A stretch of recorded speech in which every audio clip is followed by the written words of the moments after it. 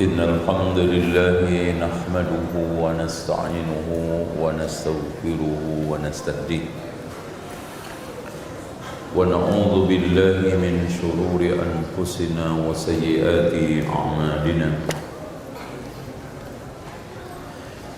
من يهده الله فلا مضل له ومن يضلل فلا هادي له أشهد أن لا إله إلا الله وحده لا شريك له وأن محمدا عبده ورسوله قال الله عز وجل يا أيها الناس اتقوا ربكم الذي خلقكم من نفس واحدة وخلق منها زوجها وبث منهما رجالا كثيرا ونساء واتقوا الله الذي تساءلون به والأرحام إن الله كان عليكم رقيبا وقال عز وجل يا أيها الذين آمنوا اتقوا الله حق تقاته ولا تموتن إلا وأنتم مسلمون وقال تبارك وتعالى يا أيها الذين آمنوا اتقوا الله وقولوا قولا سديدا يصلح لكم أعمالكم ويغفر لكم ذنوبكم ومن يطع الله ورسوله فقد فاز فوزا عظيما فإن خير الحديث كتاب الله وخير الهدي هدي محمد صلى الله عليه وسلم وشر الأمور محدثاتها وكل محدثة بدعة وكل بدعة ضلالة وكل ضلالة في النار.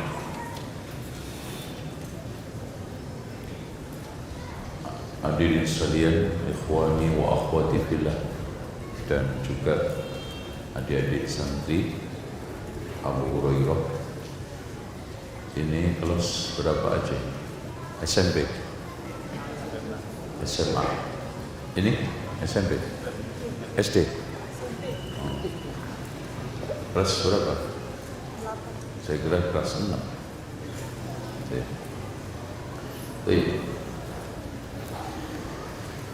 Perkara paling berat penyimpangan di tengah umat Islam sekarang adalah hanyut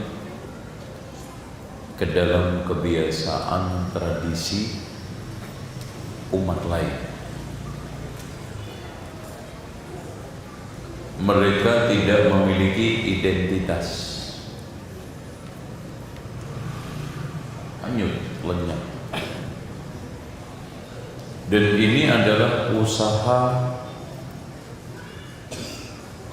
kaum kufar, terutama ahlul kitab, untuk mewujudkan cita-cita besar mereka.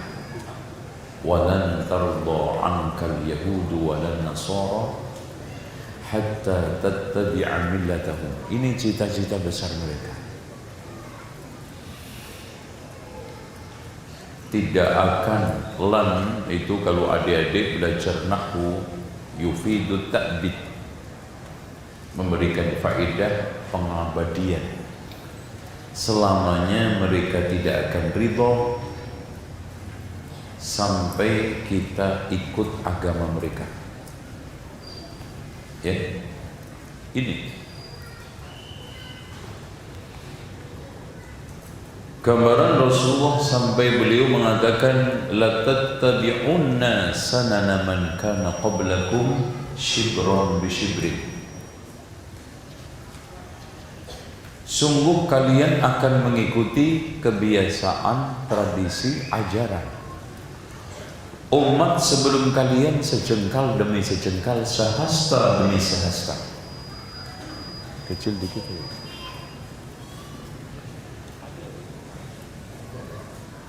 Lau dakhalu juhra dabbin la dakhaltum. Hadirin sekalian, hadirin yang dirahmati Allah, nggak mungkin ada orang bisa masuk ke liang bob karena kecil. Maksudnya kebiasaan, tradisi, ajaran semustahil apapun di pandangan Islam ditiru oleh umat Islam. Mustahil kan Pak? Ada orang Islam ulang tahun, mustahil Nabi diulang tahun ini. Antum sekarang cerna dengan sisi apapun, akal, adat, syariat, Nabi ulang tahun.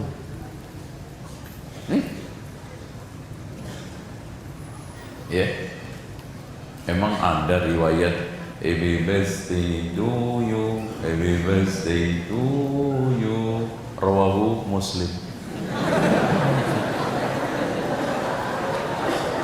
Ya mungkin Nabi ulang tahun, Allah, mustahil. Tapi tetap diikutin. Lau dakhalu juhra dabbin la dakhaltum.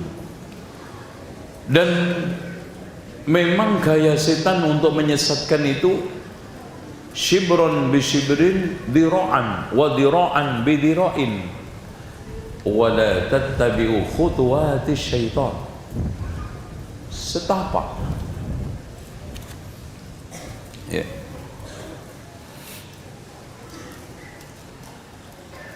Bahkan ketika itu para sahabat menanyakan, ya Rasulullah, al-Yahudu wan Nasara, apakah yang kau maksudkan adalah Yahudi Nasrani? Faman, siapa lagi? Antum melihat dari cara hidupnya umat Islam, pertama berpolitik, berekonomi, bersosial, beragama, berbudaya, semua al-Yahud wan Nasara.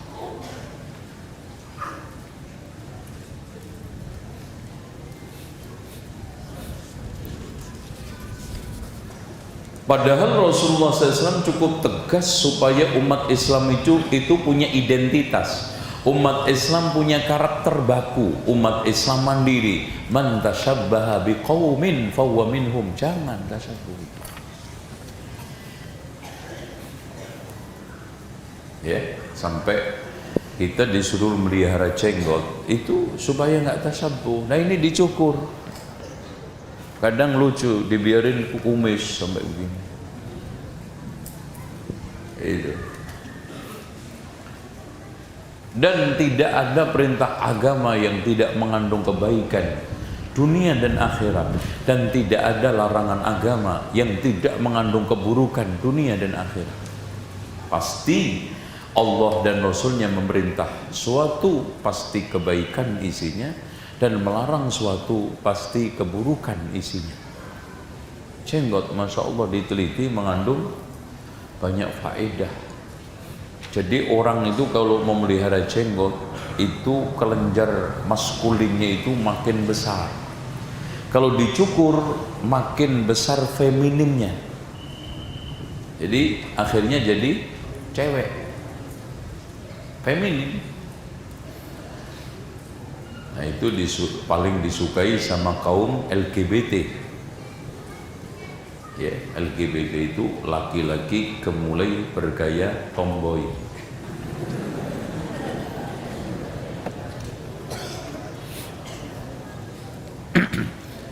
Nah,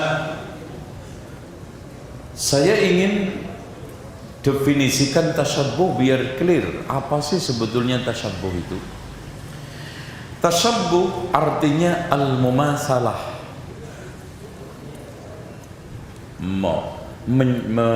mumasalah itu memadanin, wal muhakah menyerupai, wat taklid mengekor mengikuti.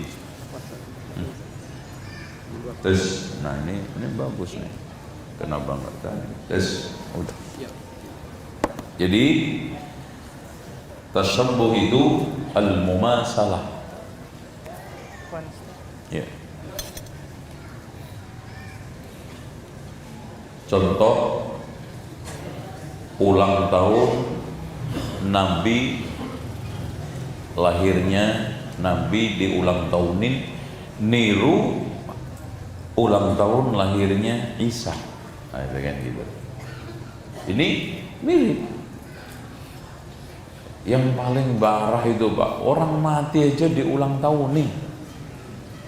Kalau kelas kiai tinggi haul, kalau Nabi maulid, kalau orang biasa apa? Pendak. Pendak itu setiap 1000 hari ulang tahun. Wa taqlid. Coba bayangkan hadirin sekalian, laki-laki pakai anting, itu kan bawahannya orang non muslim anting. Itu.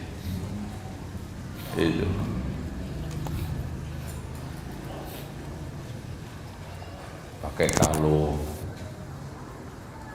ditato, ini taklid, ngikutin budaya non muslim. Rasulullah tegas, la'anallahul washima. Orang nato, minta ditato, dikutuk kok. Sekarang ini keren. Bahkan dianggapnya keren orang itu kalau sudah tatonya segede ember. Naik motor pun dilepas bajunya untuk pamer tato. Giliran jalan 5 kilo masuk angin. Ada lemes juga deh. Nah, tasabbuh menurut arti istilah mumasalatul kafirin, menyerupai orang-orang kafir bisyatta asnafihim, dari seluruh kelompok-kelompoknya, jenis-jenisnya, mau kafir, musyrik, ahlul kitab, sobiah, majusi, dalam i'tiqad mereka atau ibadah mereka atau adat istiadat mereka atau perilaku khusus mereka. Itu.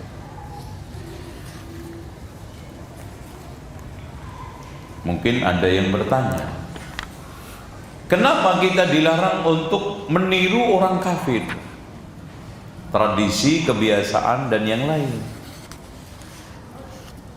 Maka jawabannya ada dua, global dan rinci. Global, ya karena dilarang oleh Allah dan Rasulnya, mau apa? Udah selesai, titik. Jadi seorang muslim itu ketika ada perintah dan larangan, sikap utama pertama yang harus dikedepankan, sami'na wa ata'na. Jangan sami'na wa ngeyelna. Itu. Kenapa? Karena ngeyel. Makanya Ibnu Syihab Az-Zuhri mengatakan, minallahi ar-risalah, datangnya Allah itu risalah, wa 'ala rasulil balagh, Rasul tugasnya menyampaikan, wa 'alaina taslim, kami tugasnya, kita tugasnya pasrah. Udah. Dilarang tasabbuh, ya sudah. Nah, kalau kita sekarang mencoba untuk menggali kenapa kita dilarang oleh Allah untuk itu, alasan yang kedua yaitu rinci, kita dalam rangka untuk wujudkan ketaatan kita kepada Allah dan Rasulnya.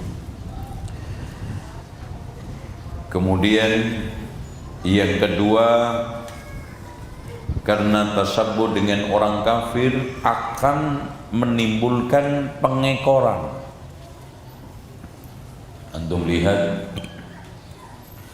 ada sebagian pemuda niru gayanya Messi. Udah, apa saja yang dilakukan Messi diikutin, apa saja yang dilakukan oleh Ronaldo diikutin, apa saja yang diikutin oleh fulan-fulan diikutin. Sampai kaosnya, sampai potongan rambutnya. Lagi motong rambut kayak ketek, gaya ketek. Lagi kayak monyet, kan monyet itu begini.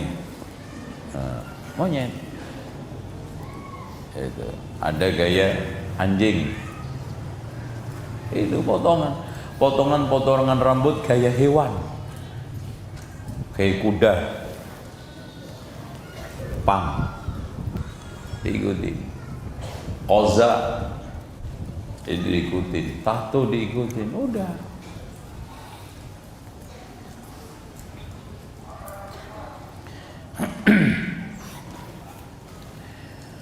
Dan yang berikutnya,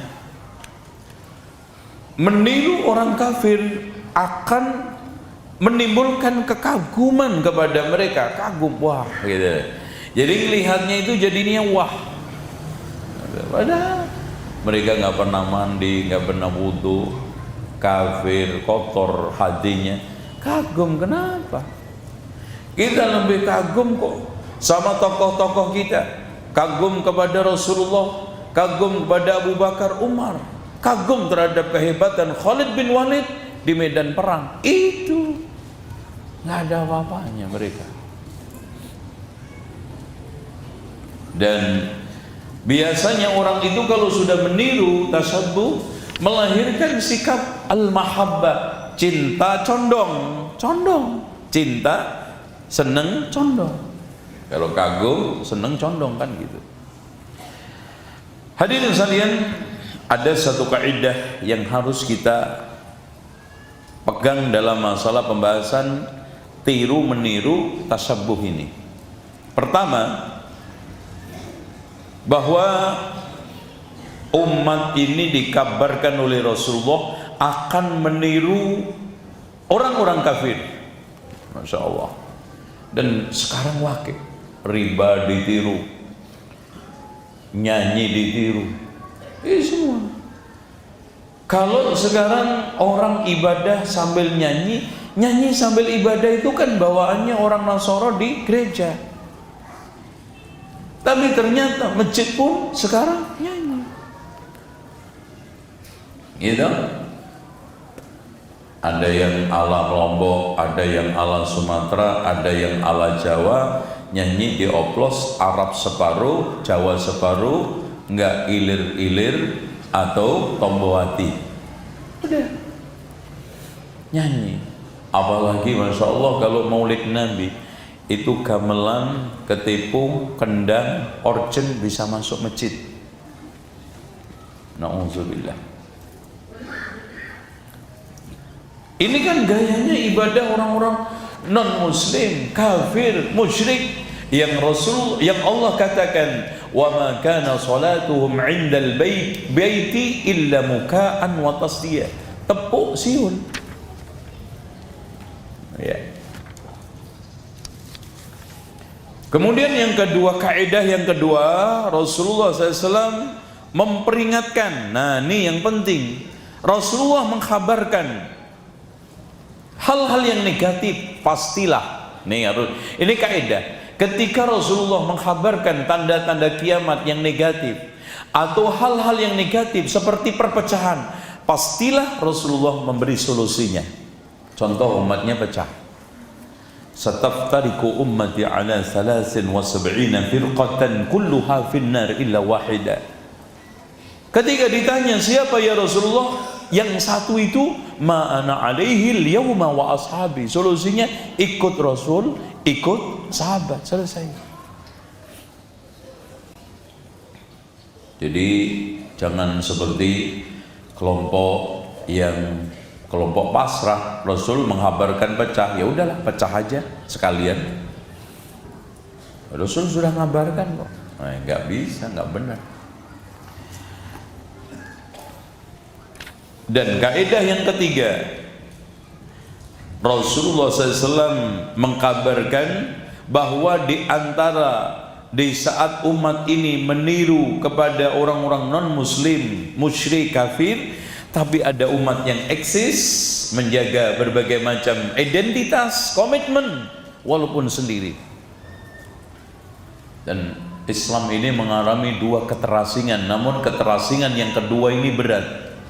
Kalau keterasingan yang pertama membuahkan kejayaan dan kehebatan, Rasulullah akhirnya memenangkan berbagai macam kemenangan, akhirnya agama Islam eksis di muka bumi. Tapi keterasingan yang kedua membuahkan kita fitnah sendiri, dan kalau kita tidak tahan bisa murtad. Masya Allah, nasallallahu al-afiyah, murtad. Makanya Rasulullah mengatakan apa dalam hadis yang sahih, badiru bil a'mal fitanan ka qita'il lailil mudlim yusbihu ar-rajulu mu'mina wa yumsi kafira yabi'u dinahu bi'aradin minad dunya. Bergegaslah kalian dalam beramal, fitnah seperti malam pekat, orang pagi mukmin sore kafir. Coba, saking dahsyatnya fitnah. Dan Rasulullah menegaskan dalam hadis yang dikeluarkan oleh Imam Muslim, wa sayusibu akhir hadhil ummah umurun wa bala'un wa umurun tunkirunaha. Masya Allah, yang akhir umat ini akan tertimpa bala, perkara-perkara yang kalian ingkari. Dahsyat, Masya Allah. Saking dahsyatnya bikin orang pagi mukmin, Masya Allah, sore bisa tumbang, Pak. Dan nyata sekarang kita pagi, Masya Allah, nikmat ibadah, sore lemes, kenceng dakwahkan sunnah, tahu-tahu lewat, subhanallah. Makanya kita tidak ada yang jamin, innamal a'malu bil khawatim. Amalan itu tergantung pungkasannya. Ana nggak bisa jamin diri saya sendiri, antum juga hanya bisa memohon kepada Allah, ya muqallibal qulub tsabbit qalbi ala dinik. Nggak ada yang jamin. Nah, bidang apa saja yang kita tidak boleh meniru, baik itu kebiasaan, tradisi, ajaran. Yang pertama adalah bidang aqaid, akidah. Contoh akidah yang sudah ditiru oleh umat Islam dan sekarang ini lagi merunya adalah akidah Hindu, yang dimana meyakini manusia itu adalah cerminan dari Tuhan.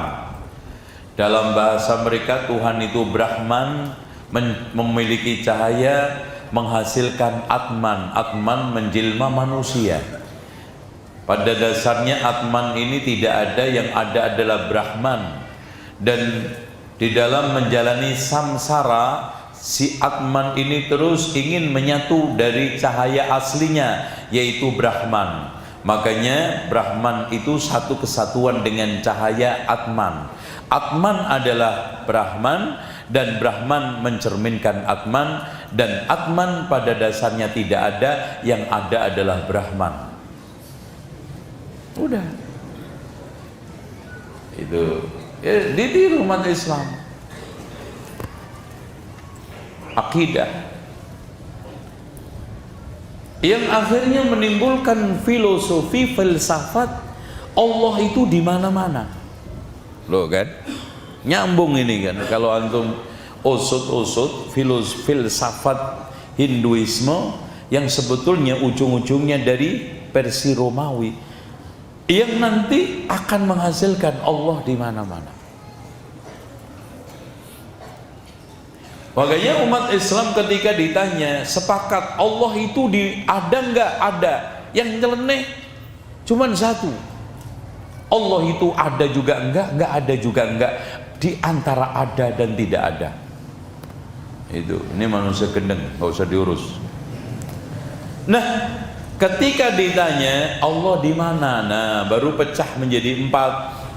Satu mengatakan Allah di mana-mana, tapi anehnya kalau berdoa tetap begini, Rabbana, ya kan? Nggak ada yang berdoa begini. Ya, karena Allah di mana-mana, pasti doanya Rabbana atina.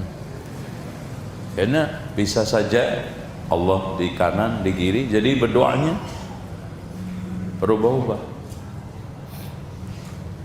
Yang kedua, menjawab Allah di hati saya.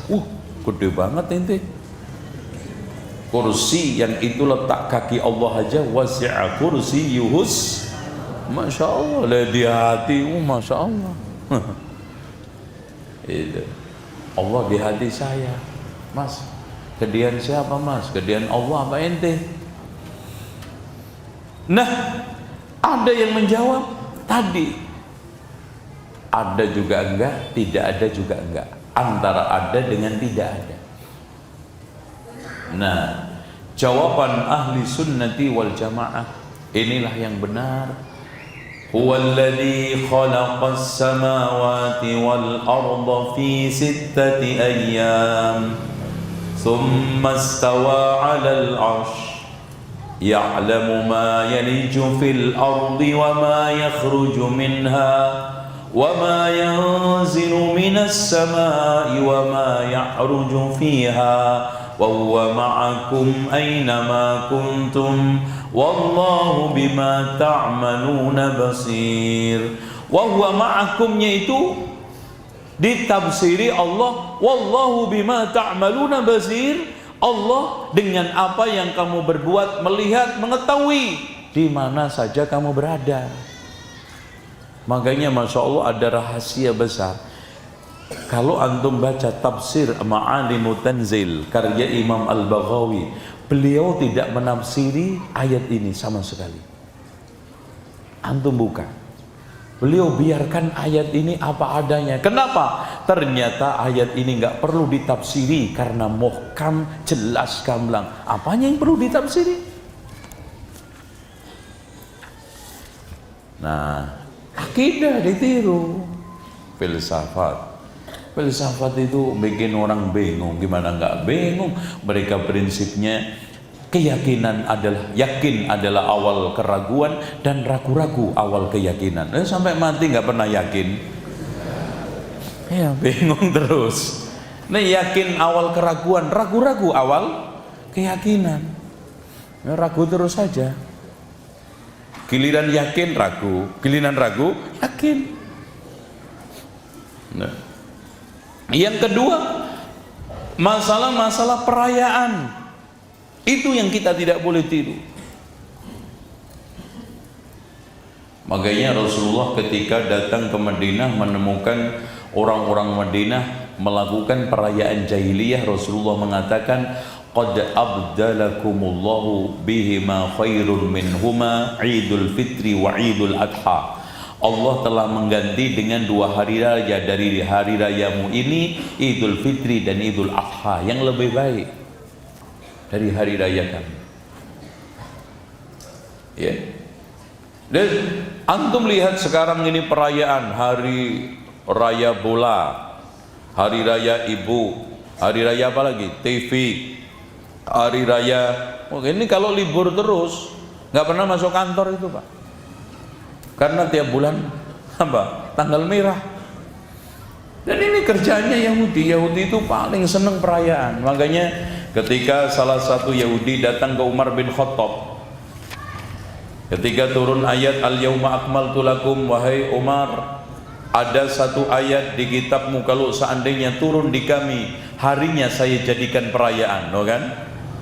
Al-Yawma Akmaltu Lakum Dinakum wa Atmamtu Alaikum Ni'mati wa Raditu Lakumul Islam Madinah.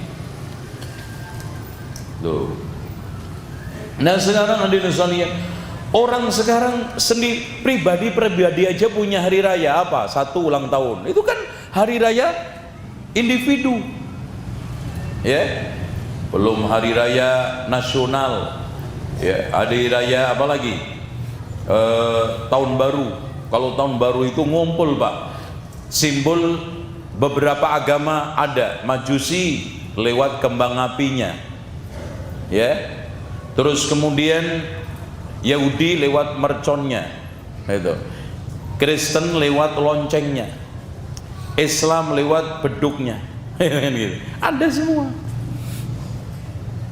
Ya, namanya umat Islam berkorban sukarela untuk mau ramaikan Idul ini tahun baru.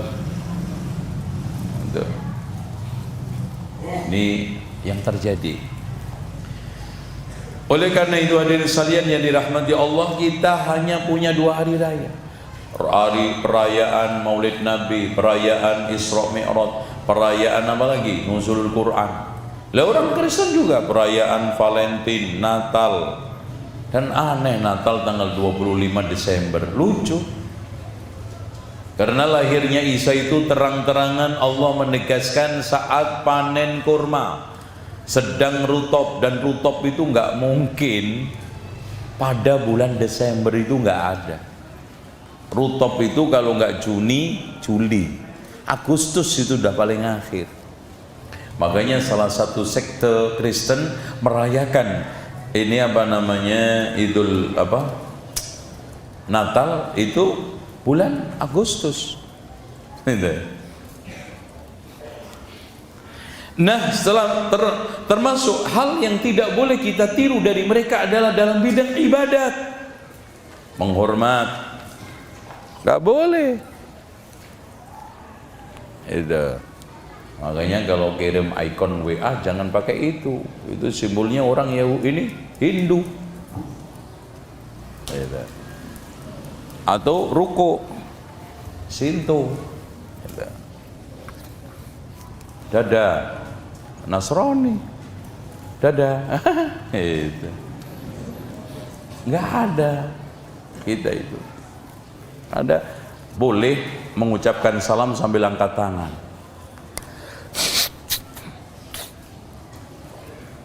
Ya. Dan memang hadirin sekalian, campur aduk ajaran di Indonesia itu sudah lama. Contoh ajaran Hindu nyampur ke Islam, ajaran ini saling campur aduk. Ya. Ziarah kubur menjelang Ramadan, mau hari raya kan nyampur itu. Nyekar sadran. Yang pertama kali nyadran itu Raja Majapahit Kertawijaya. Untuk menghormati arwah pendiri kerajaan Majapahit, Raden Wijaya, bikin nyadran atau nyekar, ditiru umat Islam. Gitu. Nah, ini kan tasyabbuh. Contoh aja yang juga sering saya sampaikan, ini mumpung sama santri, pasti juga ada guru-guru, jangan lagi mengajarkan kepada anak-anak kita naik-naik ke puncak gunung, naik-naik ke puncak gunung, tinggi-tinggi sekali, kiri kanan. Nah, itu kan ibadahnya siapa? Kristen. Lihat aja yang berhasil nembak bola, langsung. Kulihat saja banyak pohon apa? Cemara. Kenapa nggak mangga? Saya tanya, di Lombok banyakkan mangga apa cemara? Iya, ngomong banyak pohon cemara mana? Itu mah di sono Yahudi. Itu dikenalkan simbol-simbol Natal, simbol-simbol salib, naik-naik atasnya kiri kanan, ini kan itu salib. Untuk paham nggak paham, ngerti nggak ngerti, sadar nggak sadar, terserah. Nyalain gue nggak ada masalah, nanti aja setelah gue pulang. Ya, itu.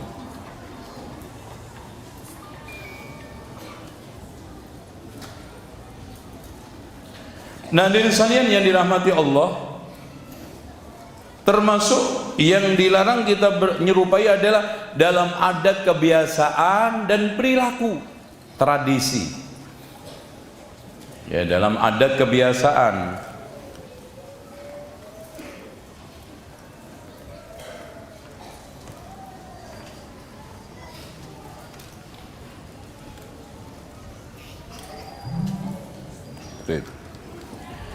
Contoh dalam masalah pakaian, isbal. Makanya Rasulullah melarang isbal, karena sombong nggak sombong, kata Rasulullah, iyyakum wa isbalal izar fa innahu minal makhila wallahu la yuhibbul makhila. Waspadalah terhadap isbal, karena isbal itu termasuk pakaian kesombongan. Antum sombong nggak sombong, itu pakaian orang sombong, jangan dipakai. Makanya teks dalam hadis itu ada 3, pakaian kesombongan, dipakai tidak sombong, dipakai niatnya sombong, sama-sama dosa. Kan Rasulullah menyebutkan sebagian nas, iyyakum wa isbalal izar, waspadalah terhadap isbal, Ya. Ini apa? Iyyakum wa ma asfala minal kabaini minal izari fa finnar. Apa-apa yang di bawah mata kaki neraka.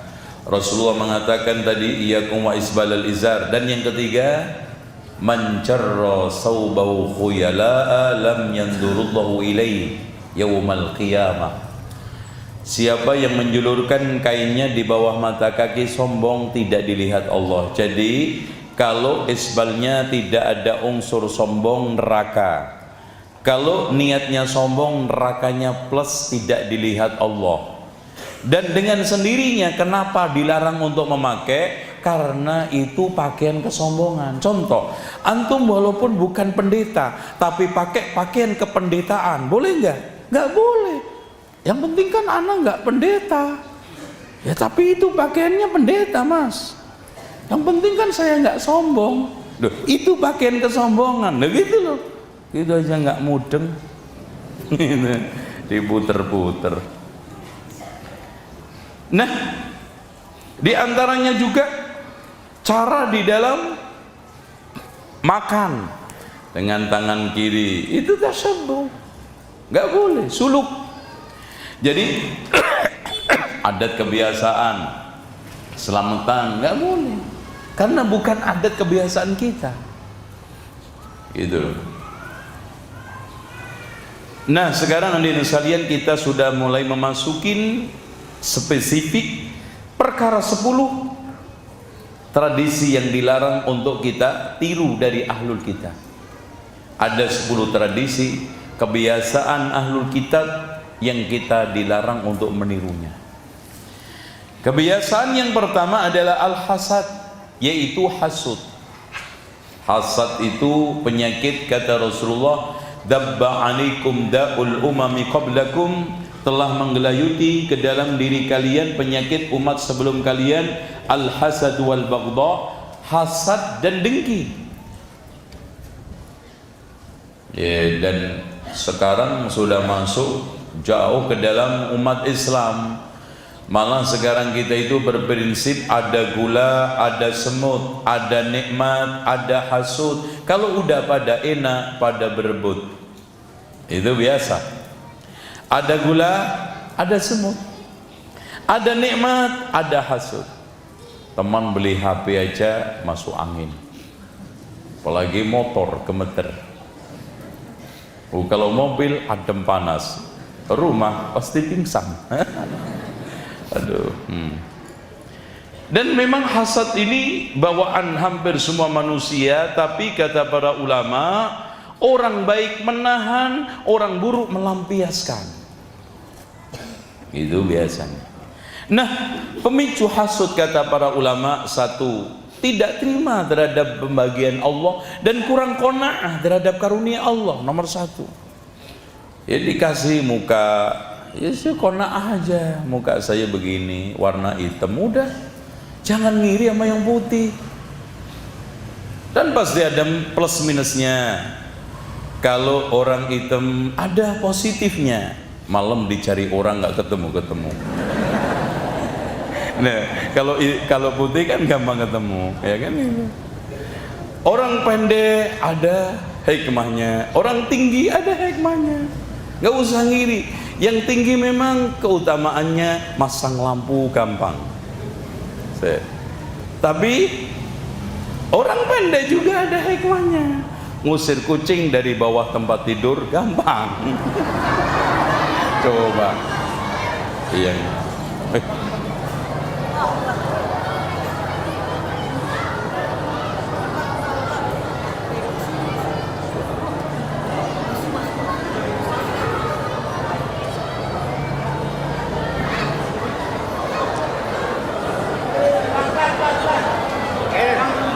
Pelan-pelan.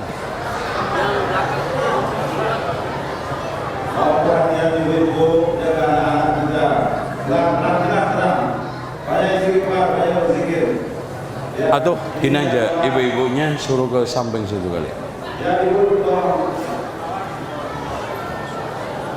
Yang di atas ibu itu di bawah, ibu mungkin di bawah. Iya, ibu-ibu, ikhwan, yang ikhwan di tenda, tolong masuk ke sini. ibu-ibu secepatnya turun ke bawah ke tenda ya, pelan-pelan, jangan takut. Bismillah, Allahu Akbar, mohon kepada Allah, pelan-pelan turun ke tenda. Yang laki-laki aneh kosongkan, mohon secepatnya dikosongkan. Sekali lagi, bapak-bapak, anak ya, masuk ke masjid, masih ada jalan yang ibu segera mengambil tempat. Bawa anaknya di bawah belok, pelan-pelan, ya, pelan-pelan. Ini getarannya berkali-kali. Kali-kali. Di pusat gempanya di Lombok Timur, Ustaz. Di kita ini. Iya di kita, tapi di Lombok Timur sana ada di Sumbawa. Itu apa itu di laut? Di laut, tapi tidak berpotensi tsunami. Berarti ini dong tektonik dong. Iya. Dia 6,4 skala hektar. Hanya yang ini dia susulan terus ini, Ustaz. Iya. Enggak, tapi bagus loh susulan itu karena ini getarannya itu kan sebetulnya rongga tanah itu turun pelan-pelan jadinya bagus. Kalau langsung itu ya, oh, iya betul. Bahaya. Ini masjid banyak hikmah Allah. Ini Masjid Asuna di Lombok Timur masjid. Satu. Iya, ini yang di sana. Ini yang di Sembalun, Tumbang. Oh berarti yang di sana yang parah? Yang di Sembalun dia parah dia. Yang ke tempat kajian kita dulu itu? Ya itu lumayan, dia ada benderanya sedikit kena, tapi alhamdulillah secara keseluruhan enggak. Untuk saudara-saudara kita yang di Sembalun yang di Sambalia, karena ada sekali rumah yang hancur yang roboh, sampai ada pihak masjid. Cepat ibu-ibu mengambil posisi, duduk rapi.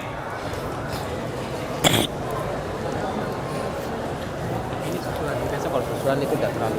Iya. Dan itu hikmah, masya Allah Taala. Karena itu kan ibaratnya rongganya itu patah pelan-pelan gitu loh. Cak.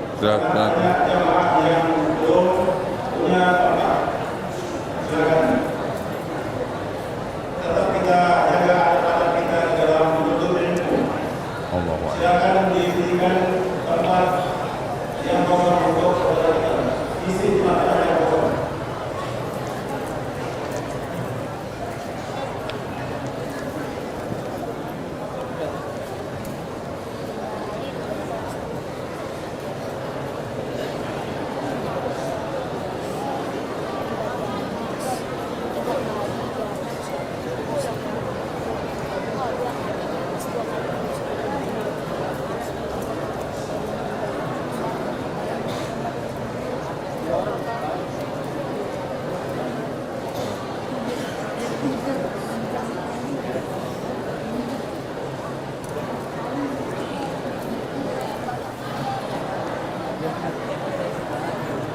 Baik, hadirin sekalian, saya ingatkan sedikit tentang gempa.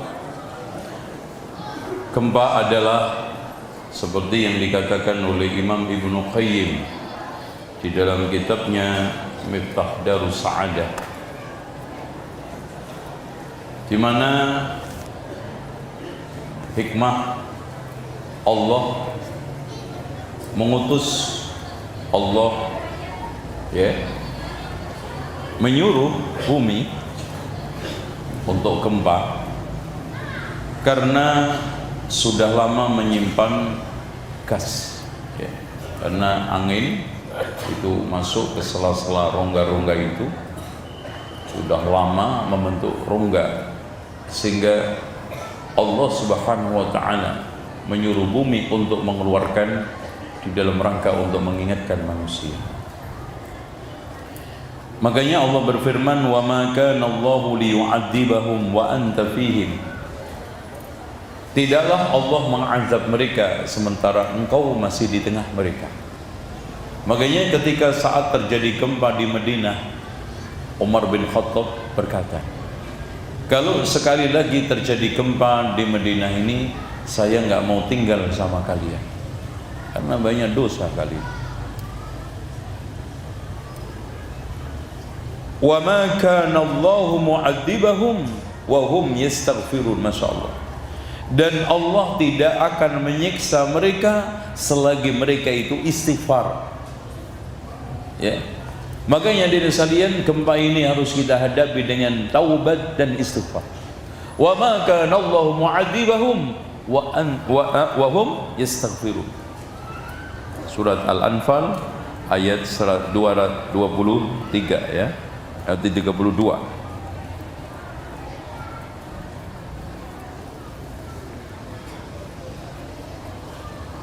Iya, 32, 33. Dengan demikian kita jalani dengan taubat dan nasuha, karena di sekitar kita sudah banyak maksiat, sudah banyak dosa, kita sudah sering lupa Allah. Ya. Wa ma kana Allahu mu'adzibahum wa hum yastaghfirun. Ini nyata. Surat Al-Anfal ayat 33.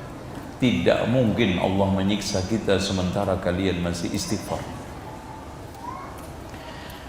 Selanjutnya dari sekalian, pemicu yang kedua, pemicu hasad yang pertama tadi apa? Apa tadi? Iya, tidak qanaah. Yang kedua, persaingan, permusuhan dan kebencian. Jadi persaingan, permusuhan dan kebencian sesama manusia itu bisa menimbulkan hasad. Makanya orang akan hasad pada pesaingnya, orang akan hasad pada musuhnya, orang akan hasad pada apa? Orang-orang yang dibenci. Itu. Contoh persaingan lamaran, itu lamarannya kalah umpamanya, pasti hasad. Persaingan bisnis, hasud, ya. Selanjutnya yang nomor 3, karena mengindap sifat ujub dan bangga diri. Orang itu kalau ujub nggak pingin ada orang yang di atasnya. Ketika ada orang yang lebih, maka dia hasadin. Dan ujub itu bisa di dalam kepandaian. Makanya ketika orang itu ada pinter lebih, hasad. Ujub dalam masalah penampilan, ketika ada orang lebih keren, hasad. Ujub dalam masalah harta, ketika ada orang lebih kaya, hasad. Dan kedudukan, popularitas, macam-macam. Dan yang keempat, adanya perebutan keuntungan karena profesi dan statusnya sama. Makanya rata-rata ustadz hasad sama ustadz, pedagang bakso hasad sama pedagang bakso, bengkel sama bengkel, asongan sama asongan. Nah itu. Adapun cara untuk menghindari, ya kita berlindung kepada Allah dari hasad. Qul a'udzu birabbil falaq. Kemudian kita bertakwa kepada Allah, jaga larangan dan perintah, perintah larangan, perintah untuk dijalankan, larangan untuk ditinggalkan.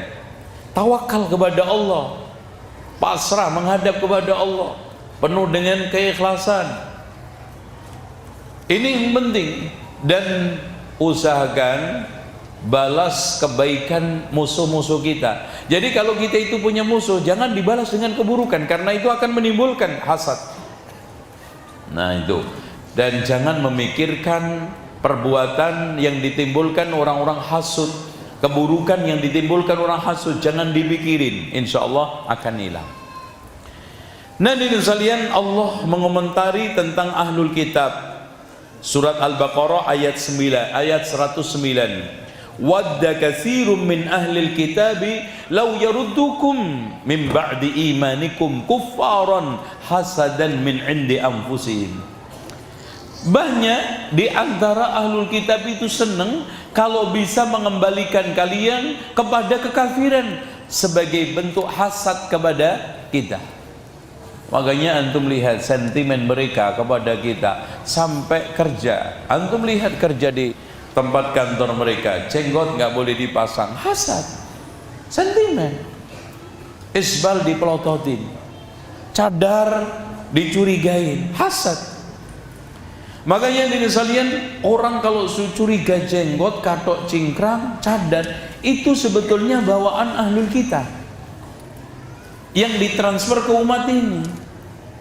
Itu. Oleh karena itu hadirin sekalian, ini jangan diteruskan. Yang kedua, kebiasaan ahlul kitab yang sudah ditiru oleh umat Islam. Yang kedua adalah al-bakhil, kebakhilan. Dan bakhil itu didefinisikan oleh para ulama man'ul wajib, menghalangi kewajiban. Katanya Al-Hasan bin Ali, bakhil itu meyakini infak suatu kerugian, dan bakhil menahan suatu kebaikan. Itu definisi orang pelit. Kalau sudah ada perasaan menahan itu bagian daripada kebaikan, menginfakkan itu suatu keburukan, itu bakhil. Dan realnya menghalang dari yang wajib. Zakat wajib ditahan, bakhil. Nafkah keluarga ditahan, bakhil, karena itu wajib. Termasuk nggak bayar SPP, bakhil. Iya, SPP wajib nggak? Ya kalau nggak wajib, belajarnya juga nggak wajib. Udah, Ustadz asal aja ngajarnya. Itu. Jadi manul wajib. Nah, ini sebetulnya diri sekalian kebiasaan ahlul kitab yang Allah tegaskan dalam surat An-Nisa ayat 36-37. Alladzina yabkhalun, mereka ahlul kitab yang bakhil, wa ya'muruna an-nasa bil bukhli, mengajak orang lain untuk bakhil. Oh, nggak bayar SPP kok ngajak-ngajak. Oh, udah nggak usah lu bayar aja deh. Nah, ngajak. Dan hadirin sekalian, al-bakhilu ba'idun anillah, jauh dari Allah. Wa ba'idun anil jannah, jauh dari surga. Wa ba'idun anin nas, jauh dari manusia. Dan tidak ada ceritanya orang bakhil itu mendapatkan kebaikan, hatta di dunia apalagi akhir. Ya, makanya dipandang sebelah. Dengan demikian, kalau antum punya kewajiban, tunaikan. Ya. Dan bakhil itu jangan dipelihara. Orang Islam sekarang itu bakhil dalam masalah kebaikan, tapi dermawan dalam masalah keburukan. Lihat, rokok lancar, hura-hura lancar. Bahkan saya sering kritisin, duit umat Islam itu hilang triliunan dalam satu hari dalam 4 perkara. Dalam satu, masalah rokok. 2, masalah selamatan. 3, bangunan yang dibangun di atas kuburan. 4, air wudhu yang dibuang-buang. Saya tanya sama antum, ketika kaum muslimin wudhu, banyakkan air yang dibuang apa dipakai? Buang. Dan itu pakai listrik. Rokok apa lagi? Ya, Masya Allah. Kalau yang rokok orang muslim ini 100 juta satu hari, satu harinya, satu orangnya 10.000, kalikan berapa? 1 triliun. Kalau seandainya habis tablek ini di samping mobil itu di samping ini mobil bakar uang 1 juta, ente katain apa? Gila.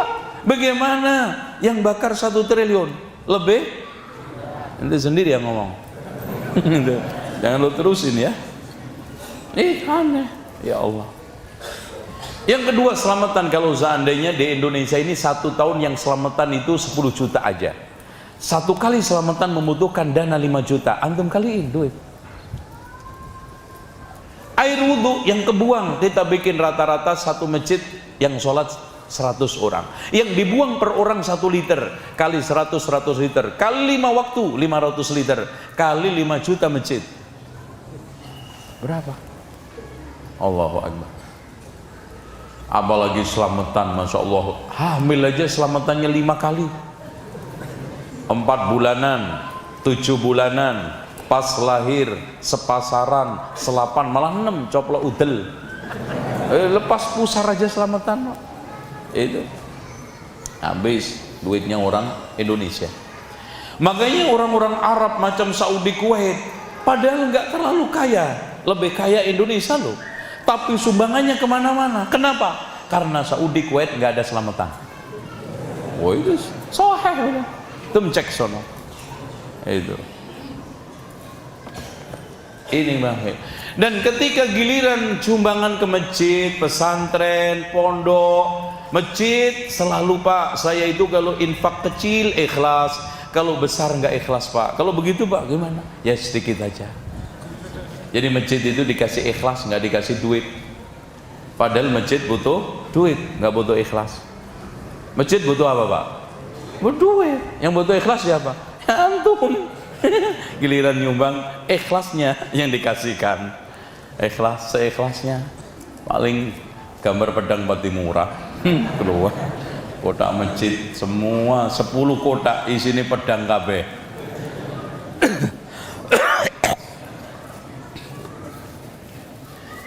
Makanya nyanyinya pesantren Islam itu ya dana-dana karena kekurangan dana. Selanjutnya yang nomor 3, kebiasaan akhlak dan juga mental ahlul kitab yang ditiru umat Islam adalah menolak kebenaran kalau kebenaran itu dianggap menyelisihi pendapat tokohnya. Itu nggak mau terima. Makanya dari sekalian prinsip di dalam mencari kebenaran itu, ikutin orang karena dia benar, jangan mengikuti kebenaran karena orang. Kenalilah kebenaran, kamu akan kenal siapa yang benar. Itu caranya. Lah kalau sekarang enggak, ngaji pun yakin dulu baru cari dalil. Harusnya cari dalil dulu baru yakin. Makanya ngaji pun, cari dalil pun hanya untuk pembenaran. Yakin sekali musik itu haram, musik itu halal, cari-cari dalilnya. Nah ini cocok nih halal. Yakin banget ulang tahun itu boleh, cari dalilnya. Ini nih cocok nih ustadz nih, cocok sama gue nih. Ikutin kebenaran karena orang kalau begitu, bukan mengikuti orang karena dia benar. Hadirin sekalian, inilah yang membuat umat itu pecah. Masing-masing mengkultuskan tokohnya, masing-masing mendahulukan pendapat tokohnya. Dan ini penyakit yang pertama kali meniru adalah Syiah yang mengkultuskan imam-imamnya yang dianggap maksum. Akhirnya siapa saja yang menyelisih pendapat tokoh mereka dianggap batil, salah, sesat, walaupun dari Al-Quran dan Sunnah. Lihat aja sekarang antum di kalangan orang-orang awam, ketika antum sampaikan dalil, kalau nggak sesuai dengan kiainya, tokohnya langsung, wah ini sesat, ini wahabi, ini perlu diberantas, ini radikal. Sampai pernah ada ikhwan, karena di masjid itu sendirian dia perlu belajar, dia praktek sunnah gerak-gerakin jari ketika sholat, dipegang ketika sholat. Habis sholat tengkar, dia tengkar. Ngapain lo? Sholat aja. Pak, ini sunnah Rasulullah Pak. Lo dikit-dikit sunnah, dikit sih sunnah Rasul, sunnah Rasul. Kagak ada Rasul-Rasulan di sini. Ya Allah, sampai begitu. Karena apa? Karena tidak dikenal dari gurunya. Oh saya itu punya kiai seambrek, nggak pernah ngajarin begini. Oh baru ngaji kemarin, aneh-aneh loh. Udah, lain kali nggak boleh sholat di sini. Oh gitu. Auzubillah, auzubillah. Inilah watak mental mereka yang Allah katakan dalam surat Al-Baqarah ayat 91, wa idza qila lahum aminu bima anzalallah qalu nu'minu bima unzila alaina wa yakfuruna bima wara'ah. Wal haq, padahal Islam itu benar, dia ingkari, dia tolak karena nggak sesuai dengan ucapan pendetanya, tokoh agamanya. Nah, nomor 4, kebiasaan tradisi yang sudah banyak ditiru oleh umat Islam dari ahlul kitab adalah tahriful kalim an mawadi'i, mengacak-acak firman Allah lewat teksnya dirubah. Makanya Taurat Injil aslinya sekarang sudah tidak bisa diketahui lagi, atau makna tafsirannya. Kalau di Al-Quran mungkin teksnya nggak bisa, tetapi tafsirnya sangat mungkin sekali. Makanya setiap kelompok itu bisa membenar-benarkan kesesatannya, hawa nafsunya lewat Al-Quran dan Sunnah. Tidak berarti sekarang Al-Quran dan Sunnah mendukung dia, akan tetapi Al-Quran dan Sunnah diperalat untuk membenarkan kesesatan tersebut. Lewat apa? Penyimpangan tafsir.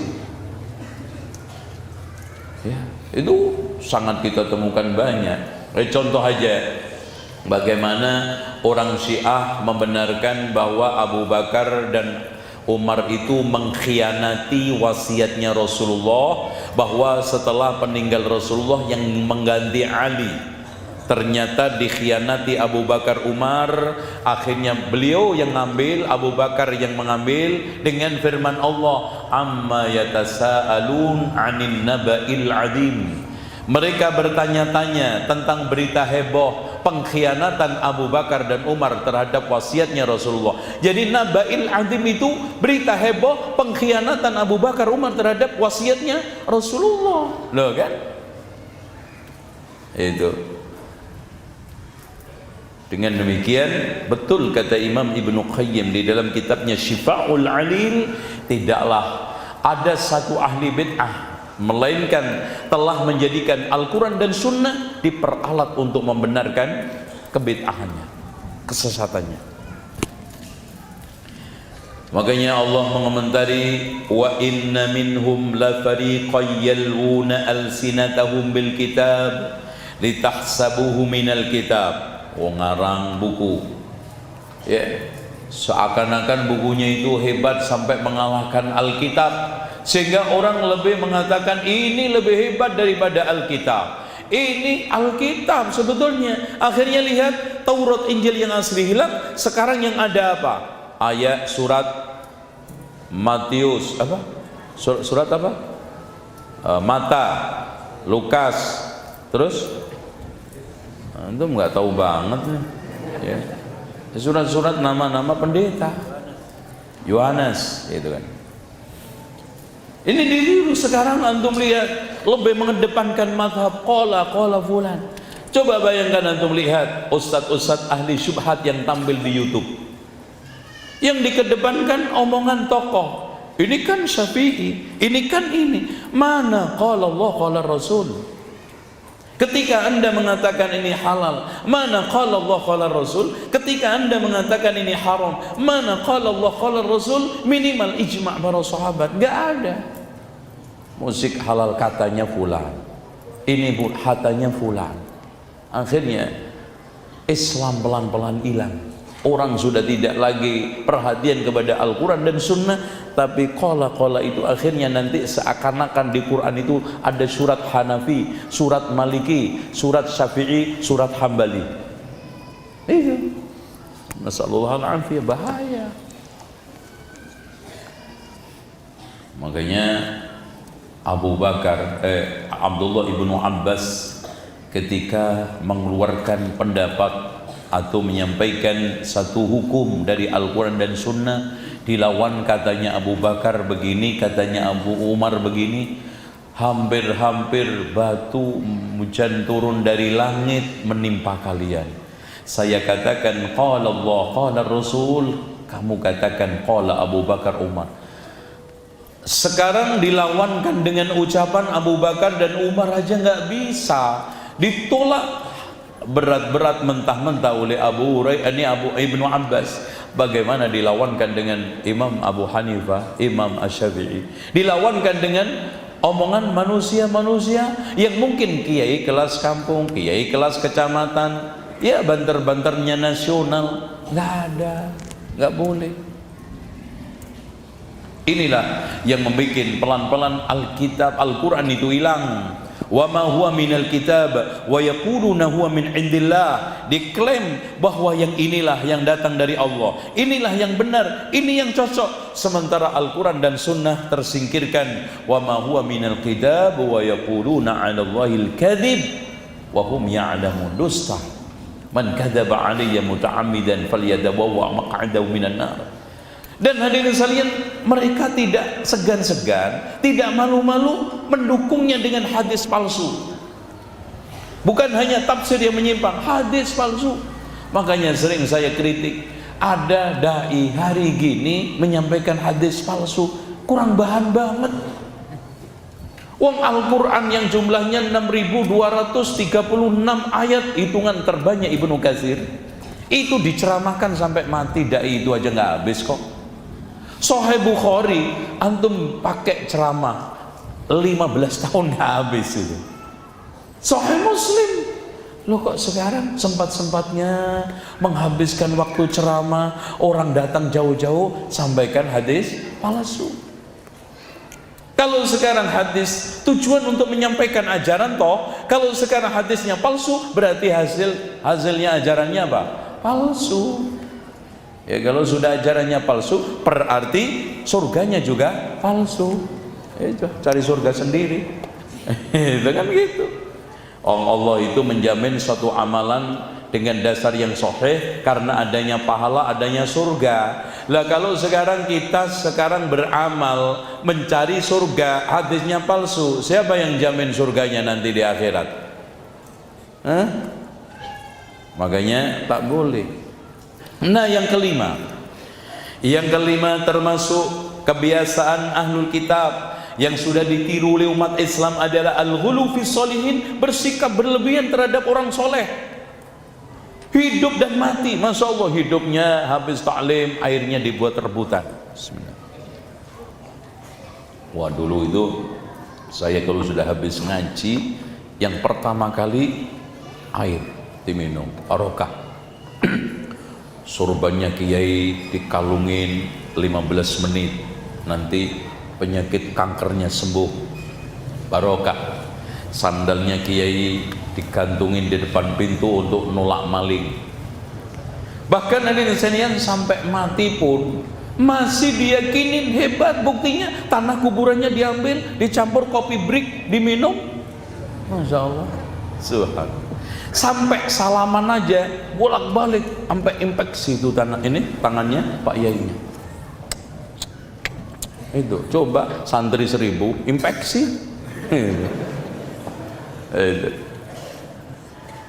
Sementara Allah menegaskan, ya ahlal kitab la taghlu fi dinikum wa la taqulu 'ala Allahi illa al-haq innamal masihu Isa bin Maryam rasulullah wa kalimatuhu. Dengan hulunya kepada orang soleh, akhirnya mereka menjadikan Isa Tuhan. Makanya Rasulullah memperingatkan kepada kita, la tadruni kama atratin nasara ibna Maryam, janganlah kamu kultuskan aku seperti orang Nasara mengkultuskan ibnu Maryam jadi Tuhan. Ini terjadi pada kaum Syiah, kemudian nular kepada kaum Sufi, meyakini bahwa kiainya, tokohnya itu Tuhan setengah manusia, manusia setengah Tuhan. Bahkan bisa dimintai loh. Kita pengen selamat hanya ngelihat foto kiai, makanya kemana-mana foto kiainya dibawa di dompet. Kalau pengen apa-apa tinggal ngelihat dan manggil, Mbah Yai tolong baksonya hari ini rada sepi. Nah gitu. Lamaran melihat foto, Mbah tolong lamarannya lancar. Ya. Sampai datang ke kuburan Syekh Abdul Qadir Jailani jauh-jauh dari Lombok ke Irak hanya untuk itu. Ya, masuk ke makamnya, assalamualaikum dir, we datang dir dari Lombok, minta nih dir, insyaallah bulan depan pemilihan lurah dir, mudah-mudahan lancar jadi dir, insyaallah. Seperti itu. Goyang lagi, insyaallah. Masya Allah, hikmah Pak. Allah rapatkan bumi ini pelan-pelan. Mudah-mudahan keselamatan buat kita semua. Amin. Ya. Al-ghulu fi sholihin, berlebihan kepada orang soleh. Loh sampai Masya Allah ada yang tabarruk dengan tempat tidurnya salah satu habib, per 10 menit bayar 100.000. Tidur toh, bekas tidurnya itu sudah diyakini nanti seluruh kelebihan Habib nular ke dia. Tempat-tempat makam wali, Masya Allah, ada yang masuk salah satu makam itu nempelin tangan ke ambang pintu. Yang pengen pertaniannya subur, pengen jodoh, Masya Allah, ambang pintu. Dan hampir semua makam keramat itu pasti ada air karomahnya, ada, ngalahin air Zam-Zam. Bahkan mereka di sana zikir khusyuk. Di antara mereka ada yang zikir, ya Rabbana ya Quddus sahilana bil fulus, warna merah halus-halus, paling dikit 5 kardus. Itu zikir di pinggir kuburan minta fulus. Ya Rabbana ya Quddus sahilana bil fulus, warna merah halus-halus, paling dikit 5 kardus. Kenapa enggak 5 kontainer? Biar kaya sekalian. Nah, yang keenam, ta'atul makhlukin, mentaati makhluk dalam rangka bermaksiat kepada Allah. Dia mentaati pendeta, pastor, tokoh agamanya, mengatakan halal dikatakan halal, haram haram, walaupun dengan menyelisih Allah dan Rasulnya. Ittakhadhu ahbarahum wa rubanahum arbaban min dunillah wal masih ibn Maryam. Dia menjadikan tokoh agama mereka, ilmuwan, agamawan, dan ahli ibadah mereka sebagai Tuhan-Tuhan selain Allah. Dalam masalah ketaatan, yang halal mereka katakan halal, ikut halalkan. Yang haram katakan mereka haram, ikut mengharamkan, walaupun menyelisih Alkitab dan Sunnah. Selanjutnya nomor 7, karena waktu, adalah rohbaniyah, kependetaan, kepasturan, kebiksuan. Jadi hadirin sekalian, mereka hanya ngurung di kamar sekian tahun, zikir terus, biksu, muterin tasbih. Makanya tasbih itu meniru Hindu. Antum lihat tasbihnya orang Hindu, biksu, sama. Itu bahkan mereka ada zikir sirri 1000 kali di otak, 1000 kali di jantung, 1000 kali di paru, sambil terus itu. Kadang-kadang la ilaha, ini zikir keras, la ilaha illallah, la ilaha illallah. Ini seperti Yahudi. Makanya Imam Ibnu Katsir menurunkan satu riwayat kenapa dikatakan Yahudi itu Yahudi, li'annahu yahuddu ra'sahu 'indal ibadah, karena ngangguk-nganggukkan kepala ketika ibadah. Itu la ilaha illallah. Makanya mereka membagi zikir menjadi 4. Zikir pertama zikir syariat, la ilaha illallah Muhammadur Rasulullah. Zikir yang kedua zikir tarekat, la ilaha illallah, la ilaha illallah, sampai terus sampai hilang pelan-pelan suaranya sama hakikat din. Illallah, la illallah, la illallah, la illallah, la illallah, sampai tinggal Allah, Allah, Allah, Allah. Mulai zikir hakikat, tinggal hu hi. Sudah ma'rifah. Akhirnya apa? Lenyap, namanya fana. Kalau sudah fana, hilanglah siapa dirinya, sudah tidak sadar. Akhirnya apa? Tajalli, manunggal. Mulai nampak Allah, nampak dirinya ingin menyatu. Nah, kalau sudah seperti itu, maka sampai pada tingkatan kasyaf, yaitu ma'rifat. Kata bahasa sufi Jawa, perusak jeruning kara, perusak durungi winara, tahu sesuatu yang belum diberitahu dan tahu sesuatu yang dibungkus. Tapi ayam di bawah nasi nggak tahu. Kan gitu. Ada wali disuguhin makanan, lauknya di bawah nasi, marah-marah, mana lauknya ini? Oh, belum datang ini. Ternyata Pak Yai itu ayamnya di bawah nasi. Katanya tahu perkara gaib. Ini ayam di bawah nasi nggak ngerti. Aduh, parah ini. Nah ini. Nah, di antara mereka cara untuk menekuni karir tasawuf, makanya orang sufi itu menekuni karir lewat tarekat. Tarekat itu ada 2 cara, dengan zikir sama dengan menyiksa diri. Ada yang bertapa, ada yang ngurung diri, ada yang puasa sampai nggak pernah buka, supaya sampai pada karir tertentu. Nah ini hadirin sekalian yang dirahmati oleh Allah, yang ke-8 binaul masajid 'alal kubur, membangun masjid di atas kuburan. Wah, ini sudah masya Allah ya, cukup banyak. Jadi pernah Ummu Salamah sama Ummu Habibah, karena keduanya pernah ikut hijrah ke Habasyah, melihat gereja ditempatin mengubur mayit, dan juga ada gambar-gambar. Kata Rasulullah, dzalika ar-rajulu shalih idza mata fihim banu alaihi al-masajid wa sawwaru tasawirahum. Ketika mati dibangun di situ, dikubur di situ dan dibikin gambar-gambar. Ya, la'natullahi 'alal yahudi wan nasara ittakhadhu qubur anbiya'ihim masajid. Sampai Rasulullah meminta, Allahumma la taj'al qabri wasanan yu'bad, ya Allah janganlah engkau jadikan kuburanku sebagai berhala yang disembah. Dan Rasulullah mewanti-wanti sama kita semua, la tattakhidu qabri ida, jangan kamu jadikan kuburanku itu seperti id, dikunjungin waktu tertentu dan juga pada saat tertentu dengan cara tertentu seperti id. Itu nggak boleh. Ziarah-ziarah aja kapan saja. Dan ternyata hadirin sekalian sudah sekarang lihat bagaimana kuburan sama masjid itu nggak pernah bisa bersatu, tapi di mana-mana menyatu. Bayangkan bagaimana larangan Rasulullah, la tusallu ilal kubur, jangan sholat menghadap kuburan. Wala tajlisu 'alaiha, jangan duduk di atas kuburan. Tapi orang yang ziarah ke tempat-tempat wali di sekitarnya kuburan buat duduk-duduk. Wala taktubu 'alaihi, jangan menulis, tapi rata-rata ditulis.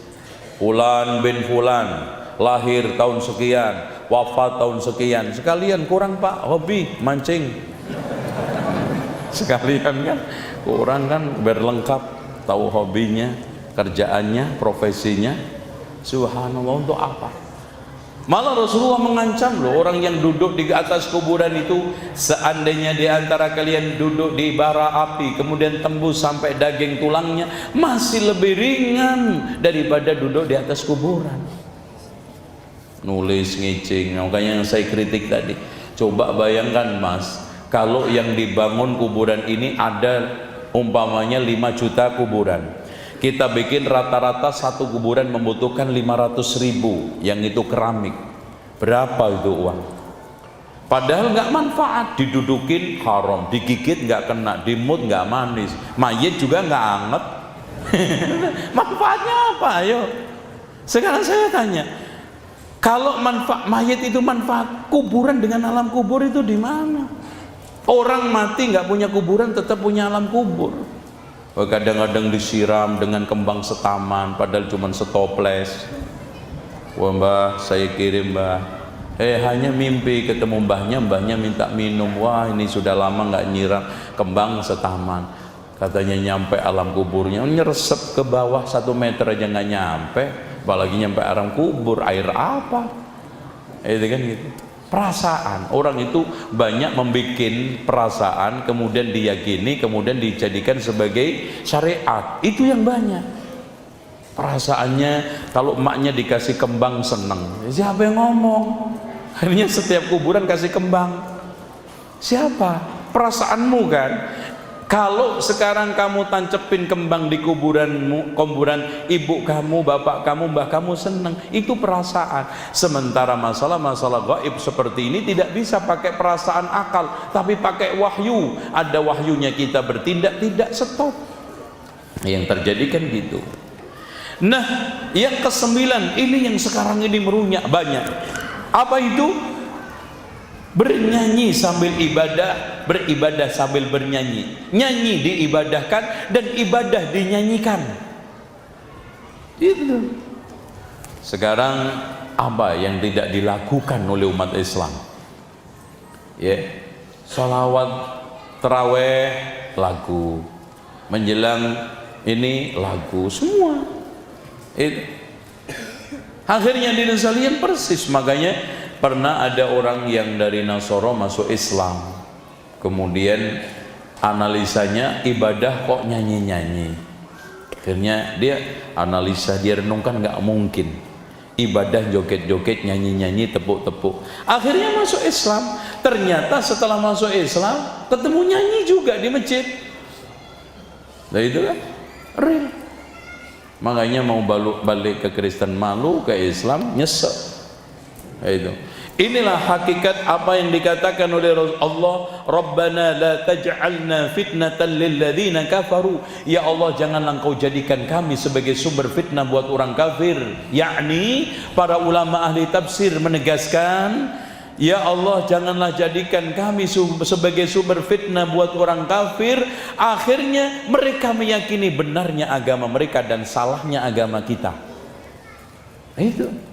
Coba sekarang orang Kristen kalau melihat, iya, orang Islam kalau hari raya Idul Fitri Adha juga nyanyi-nyanyi seperti kita Natal, udahlah nggak perlu masuk Islam. Oh, sama kok. Orang Kristen punya kelahiran Isa, sono juga lahiran, oh sama ya. Sama ya. sama udah, korupsinya ya nggak sama. Nah, mendingan gue. Nah gitu. Akhirnya apa? Masih beneran Kristen lah. Kalau urusan syiar agama mirip lah. Mereka sholat juga nyanyi-nyanyi, mereka juga tepuk-tepuk, masjid juga ada gitar, ada organ, cuman yang beda kita nggak korupsi, mereka korupsi, loh kan. Akhirnya ya Allah, janganlah jadikan kami sebagai sumber fitnah. Akhirnya meyakini agama orang kafir itu benar, agama Islam itu salah. Nah, hadirin sekalian yang dirahmati oleh Allah, soal nyanyian ini udah masya Allah, dimanapun nyanyi. Contoh aja acara halal bihalal, isinya apa? Nyanyi. Bahkan halal bihalal itu sebagai ajang untuk kontes suara. Sampai Al-Quran aja dinyanyikan kan. Fungsi Al-Quran di Indonesia makanya cuma 5, untuk musabaqah tilawatil Quran. Yang kedua untuk apa? Sumpah jabatan, untuk ngirim kematian, ya, untuk apa? Ini ilmu kebal, untuk acara seremonial, ya, banter-banter untuk hiasan dinding masjid lah. Lumayan, masjidnya bagus, ayatnya nggak pernah dibaca. Itu. Dengan demikian, hadirin sekalian yang dirahmati oleh Allah, Islam menjadi agama seperti mereka, dan ini didominasi oleh orang-orang sufi. Makanya antum lihat di kalangan orang sufi paling seneng nyanyian, apa aja dinyanyikan. Itu syiar acara apa aja pasti ada nyanyinya. Antum lihat maulidan nyanyi, Isra Mi'raj nyanyi, nuzul Quran nyanyi, apa aja nyanyi, walimahan nyanyi, semua nyanyi. Ibadah dilakukan, laku diyakini sebagai ibadah.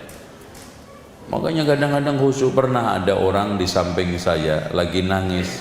Pak, ngapain nangis? Iya Ustadz, lagi ini Ustadz, lagi nyetel video, terharu banget kisah wafatnya Rasulullah, padahal hadisnya palsu. Pak, coba matikan musiknya Pak. Bapak lihat, baca, nangis enggak? Betul, setelah dimatikan musiknya nggak nangis. Karena memang musik itu ada psikologinya. Lagi sedih ada musiknya, lagi tengkar ada musiknya, lagi perang ada musiknya, lagi masuk kelas ada musiknya, keluar kelas ada musiknya, lagi pengantenan ada musiknya, lagi cerai ada musiknya. Antum lihat aja sinetron, film itu kan, kalau lagi perampok, penjahat, aksi, musiknya ada sendiri. Coba musiknya kematian, nggak cocok, gitu kan gitu. Oh, maling nggak musiknya mati, gitu. Ini musik sehingga kesentuh kepada musik, bukan kepada satu kebaikan. Buktinya hadisnya palsu kok nangis. Itu real. Nah, yang terakhir, 10 kebiasaan terakhir adalah satu kelompok dengan kelompok lain saling menyesatkan tanpa dalil, seperti ahlul kitab yang telah ditegaskan oleh Allah dalam surat Al-Baqarah ayat 113. Wa qalatil yahudu laysatin nasara ala syai' wa qalatin nasara laysatil yahudu ala syai' wa hum yatluna al-kitab. Yahudi mengatakan, Nasrani itu mah nggak ada apa-apanya, batin, sesat. Kata Nasrani, Yahudi itu kan nggak ada apa-apanya, batil, sesat. Apaan tuh? Ya sama kita kan, Wahabi, teroris. Apaan tuh? Islam Arab, dikit-dikit haram, dikit-dikit bid'ah, apa dia aja yang punya dalil. Saling mencela, saling menghujat tanpa dalil, saling menyesatkan tanpa dalil. Kalau kita sekarang tunjukkan kesesatannya dengan adillah, itu hak. Karena memang balighu anni walau ayat, itu bisa amar ma'ruf nahi mungkar.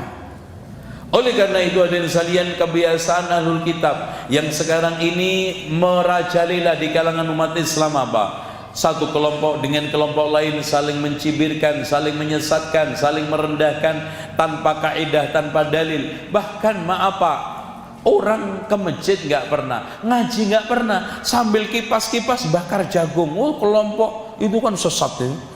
Itu Masya Allah. Baca kitab enggak. Imam Syafi'i dulu Pak, mau menyesatkan tokoh itu, baca kitab ratusan, direnungkan sampai minta petunjuk kepada Allah. Si fulan sesat, nah ini enggak, sambil bakar jagung. Wah itu kan sesat tuh, jenggot. Aneh. Ini yang akhirnya kebiasaan 10 ini kenapa merajalela di tengah umat Islam. Semoga kita semua terhindar dari penyakit-penyakit tersebut. Oke, sekarang kita akan buka tanya jawab sampai jam 11. Silakan, tafadhol.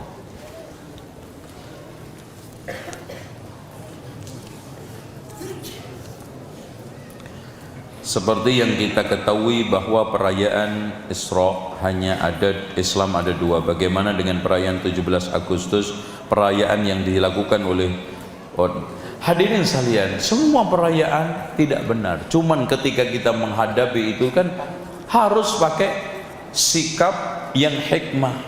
Itu. Ya hikmah kita terhadap perayaan negara, baik itu di negara-negara Arab, Indonesia, kita meminimalisir, udah adanya seperti itu. Kalau mau hilang ya tunggu aja saya jadi presiden, udah kan gitu, insya Allah. Jadi artinya antum jangan gegabah, antum sekarang pikirkan dampak-dampaknya. Makanya ud'u ila sabili rabbika bil hikmah. Sikap untung rugi itu yang harus kita kedepankan. Untungnya apa, ruginya apa ketika kita melakukan ini.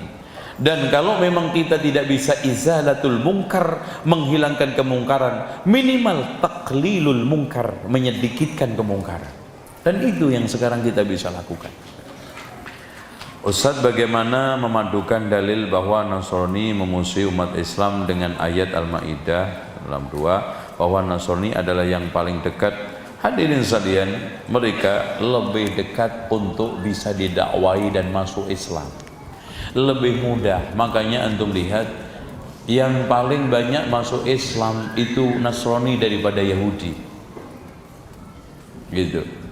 Itu maksudnya. Karena bahkan Yahudi itu nggak mau berusaha untuk memasukkan orang lain ke agama Yahudi, karena Yahudi itu khusus turunan Yahudi, nggak ada darah Yahudi nggak boleh masuk agama Yahudi. Itu. Kalau Nasrani siapa aja. Apakah ada dosa mencukur habis jenggot? Ya dosa, kok ada dosa.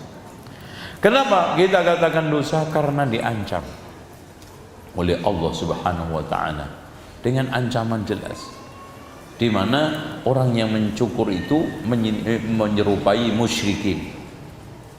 Ya, a'ful liha wa jazus syawarib, biarkan jenggot, biarkan itu gak usah dipelihara-pelihara. Kalau ada alhamdulillah, enggak ya sudah. Yang enggak ada ya jangan diobatin. Nanti antum model mukanya juga enggak nyetel jadi jelek. Ya, memang muka antum itu jenggotnya seperti ini, seperti ini. Tapi kalau ada, pelihara walaupun sedikit. Jangan karena kayak tusuk sate terus dicukur. Ya, nggak ada masalah, pelihara.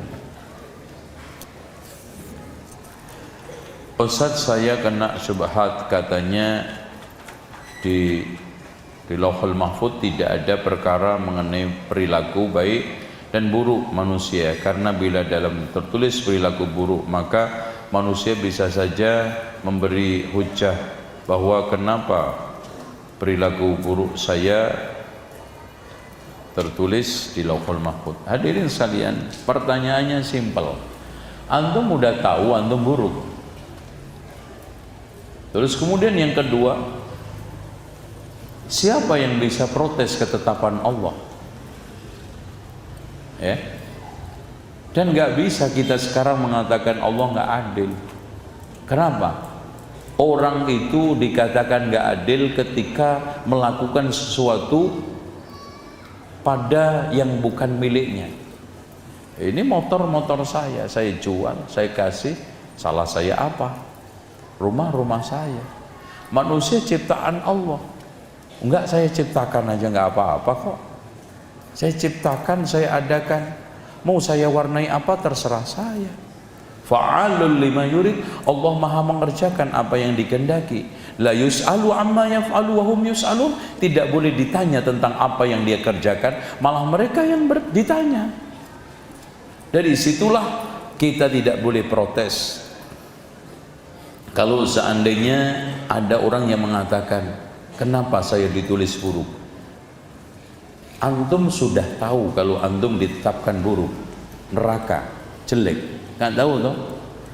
Kenapa kalau nggak tahu antum tidak memilih usaha yang baik, bukan usaha yang buruk? Sementara yang dituntut kepada kita adalah apa? Ikhtiar, mengerahkan sebab untuk menjadi orang baik, bukan menjadi orang buruk. Dan Allah menegaskan, fa amma man a'ta wattaqa wa saddaqa bil husna fasanuyassiruhu lil yusra wa amma man bakhila wastaghna wa kadzdzaba bil husna fasanuyassiruhu lil yusra. Dan Allah menetapkan baik dan buruk itu hak Allah, tidak ada yang bisa protes. Nah, sikap manusia, ihris ala ma yanfa'uk, berusahalah kamu mengejar yang paling bermanfaat. Dalam mengejarnya, wasta'in billah, mintalah bantuan kepada Allah. Dan dalam bersikap mengejarnya, wala ta'jaz, jangan melemah. Ayo sholat, karena sholat itu memasukkan antum ke surga. Ayo kamu menjadi orang soleh, karena Allah senang sama orang soleh. Nah, kalau sudah terkena sesuatu, wala taqul law anni fa'altu kadza lakana kadza wa kadza. Kalau seandainya saya melakukan begini, yakin begini, jangan, karena lau mengandai itu membuka peluang setan. Jadi simpelnya, takdir sebelum terjadi pada diri antum yang sudah diketahui, ditulis oleh Allah, ketika dikehendaki terjadi atas kehendak Allah, ketika wujud diciptakan oleh Allah, maka kita harus mengejar yang baik.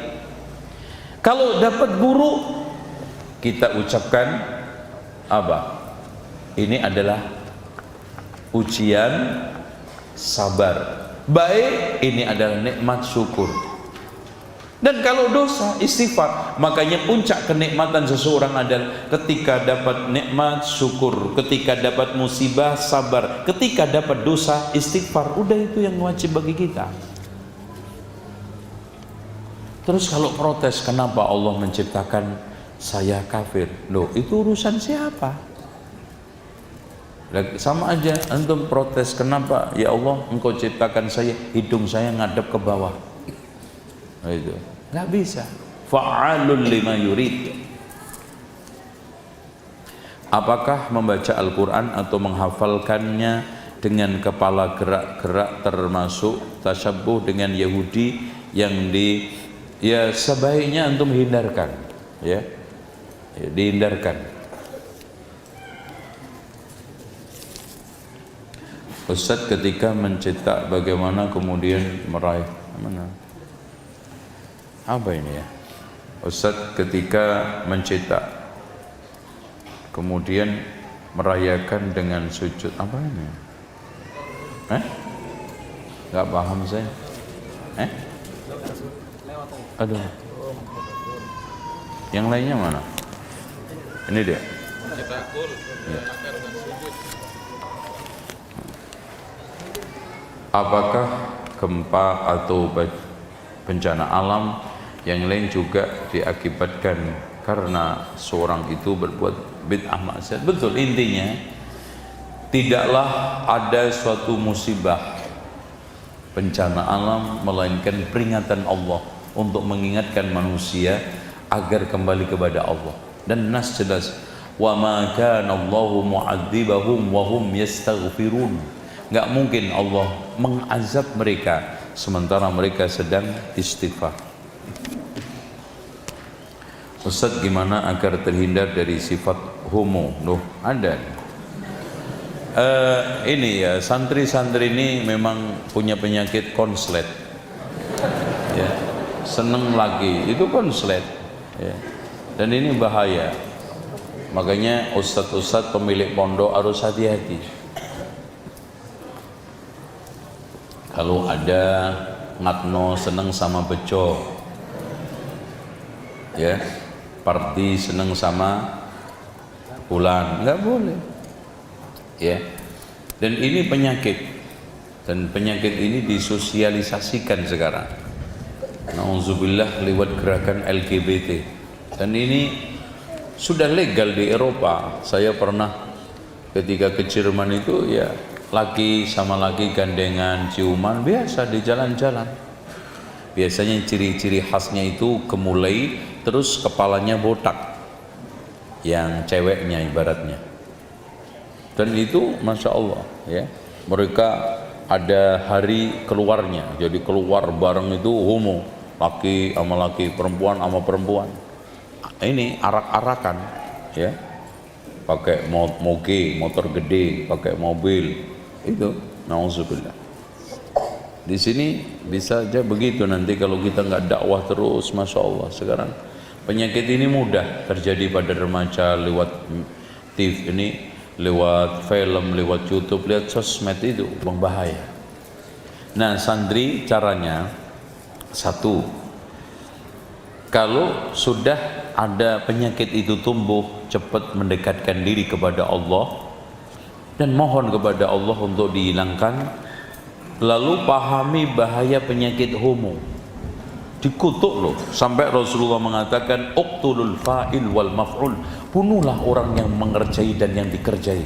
Dibunuh sampai begitu. Dan itu kebiasaan umat yang buruk, yaitu Lut. Kemudian nanti orang yang biasa melakukan homo itu saraf-saraf seksualnya itu lemah, dol. Akhirnya nanti dia ketika berhubungan suami dengan istrinya itu sudah tidak bergairah. Bahaya. Kemudian akan terkena penyakit macam-macam. Karena saraf otaknya lemah, maka otaknya itu kan ini otaknya itu nggak cerdas, itu apa namanya? Itu hilang kecerdasannya. Karena itu yang nanti ke saraf. Kemudian yang tidak kalah pentingnya kena penyakit yang aneh-aneh termasuk aid, ya, itu bahaya.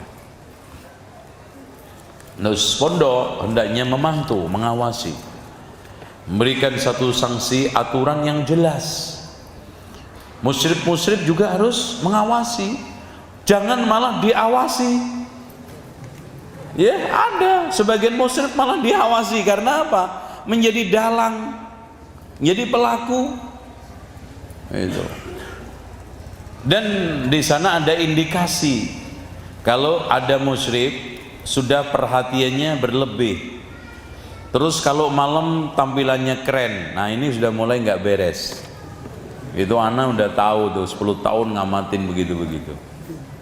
Terus kemudian kalau merayu halus, perhatiannya sangat intensif, wah berarti sudah ada hubungan mesra. Pardi sama ngatno berpacaran.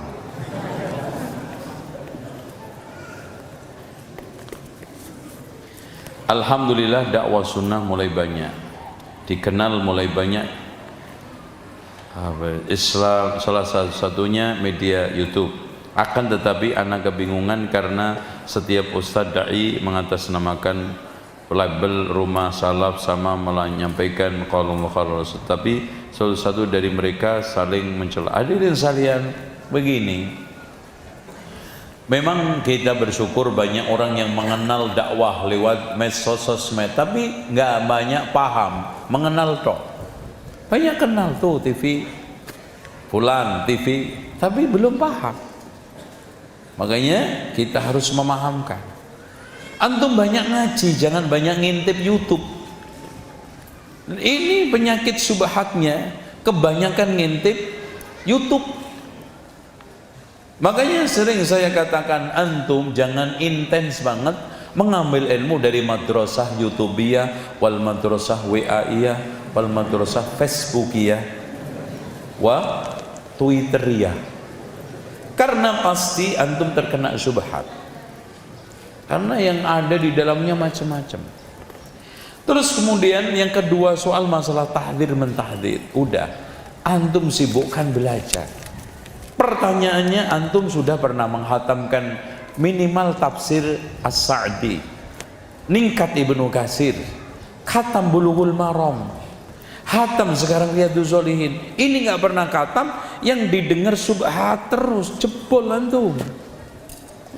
Ketika kita nggak peduli, alhamdulillah, dakwah terus, mau anjing menggonggong kafilah berlalu ngaji. Pahami antum, kalau sudah paham detail tafsir Ibnu Katsir, tafsir As-Sa'di, Riyadhus Shalihin, Bulughul Maram, syukur meningkat Sahih Bukhari Muslim. Nggak bakal. Lihat ngaruh nggak masyayikh yang ada di Makkah Madinah, ngaruh nggak ustadz-ustadz yang sekarang ilmunya dalam? Nggak ngaruh. Kenapa? Karena lebih menekunin yang usul, lebih menekuni yang inti, tidak banyak mendengar apa? Subhat. Karena kalau antum yang tajamnya subhat, usulnya ngajinya jarang, gampang masuk angin. Masuk angin.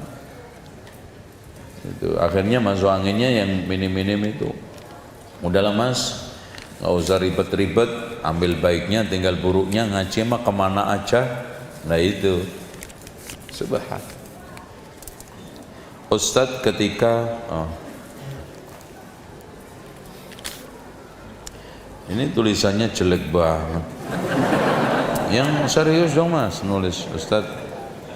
Seorang yang suka dengar musik dan tahu itu haram dan dia tetap menyanyikannya juga, ya namanya mukabir, orang yang sombong.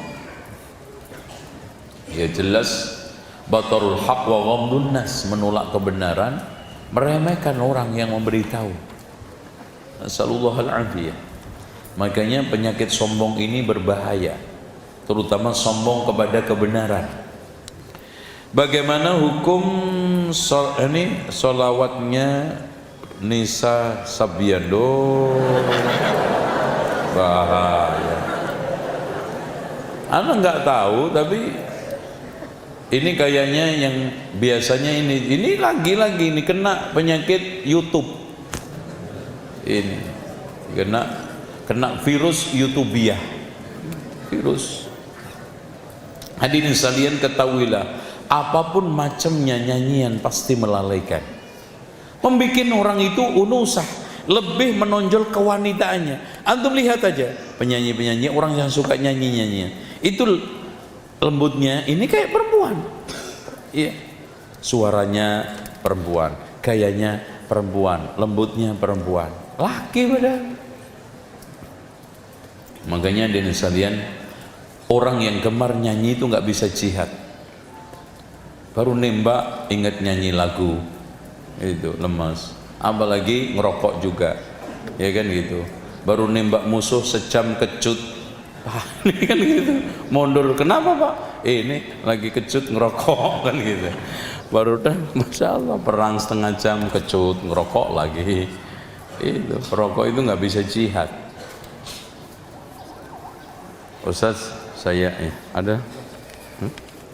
Udah. Baik, hadirin sekalian, saya akhiri. Alhamdulillah ada beberapa materi yang bisa kita sampaikan pada pagi sampai menjelang siang. Mudah-mudahan menjadi ilmu yang bermanfaat dan selalu Allah ajarkan kepada kita ilmu-ilmu yang bermanfaat. Kita akhiri, subhanakallahumma wa bihamdika asyhadu an la ilaha illa anta astaghfiruka wa atubu ilaik. Wassalamualaikum warahmatullahi wabarakatuh.